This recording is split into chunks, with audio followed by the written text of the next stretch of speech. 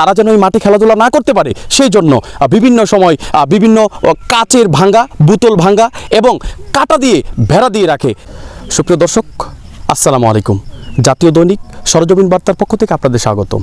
সুপ্রিয় দর্শক, আমরা এখন যে জায়গাটা অবস্থান করছি সেটা হচ্ছে ব্রাহ্মণবাড়িয়া জেলার কসবা উপজেলার গোপীনাথপুর ইউনিয়নের এটা হচ্ছে পাথারিয়াদার।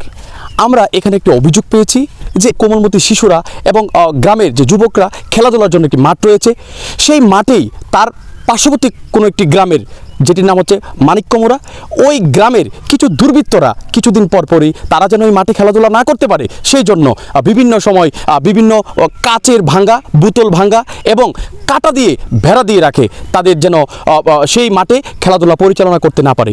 আমরা সেই বিষয়ের একটি অভিযোগ পেয়ে আমাদের এই জাতীয় দৈনিক সরজমিন বার্তার মাধ্যমে আমরা দেখাবো কেন তারা এই মাঠে খেলাধুলার বাধা সৃষ্টি করে, কী কারণে, কারা এই দুষ্কৃতকারী, কারা এই অপকর্মের সাথে জড়িত, সেই মুখোশটি উন্মোচিত করব।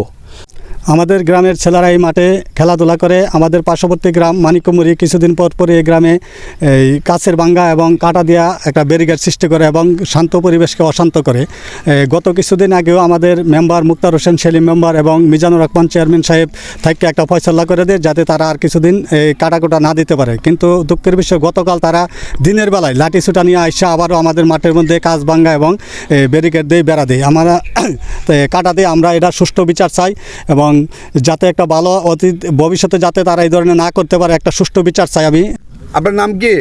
ইমতিয়াজ খন্দকার মিশন। বাড়ি কোথায়? পাথারিয়াদার। ওদিন যে খেলার মাঠে, এই মাঠে ওদিন কি হয়েছিল?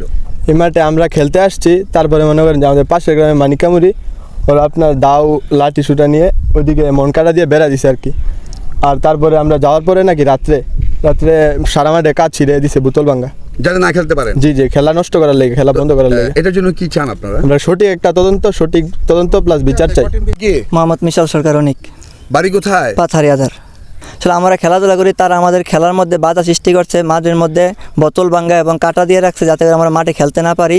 তারা পাশে গ্রাম বাইক গত অনেকবারই তারা আমাদের মাঠে খেলা বন্ধ করার জন্য এরকম ব্যবস্থা করে থাকে। আমি বলতে চাচ্ছিলাম যে এই খেলার মাঠে কারা কারা করেছে, দুই একটা নাম কি? পাশে গ্রামে মানিককুমুরি লিডার হচ্ছে আপনার মোহাম্মদ স্বপন আর বিজয়, তাদের নেতৃত্বে মানিককুমুরি গ্রামের অনেক ছেলেবেলে আছে, তারা গতকালকে বিকালবেলা আসে আমাদের মাঠে এরকম অবস্থা করে।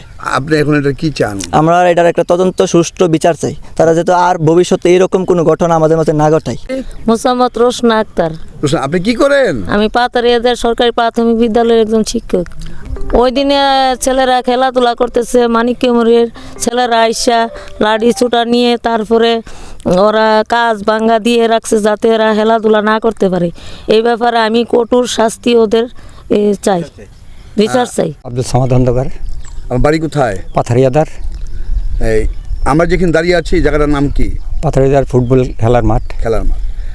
আপনাদের সমস্যাটা কি নিয়ে হয়েছে বলেন তো? এই মাঠে আমাদের ছেলেপেলেরা খেলাধুলা করে, পার্শ্ববর্তী মানে কুমুরি গ্রামের ছেলেপেলেরা এখানে উচ্ছৃঙ্খল সৃষ্টি করে, বাধা সৃষ্টি করে, কাটার দিয়ে গলির বাস উঠে নিয়ে যায়, এ ধরনের বোতল ভাঙ্গা দিয়ে মাঠের মধ্যে আমাদের ছেলেরা যেমন খেলাধুলা না করতে পারে। পরশুদিন থেকে হয়েছে আর কি। পরশুদিন? জি। আচ্ছা। শামীম আহমেদ, সরজমিন বার্তা, কসবা।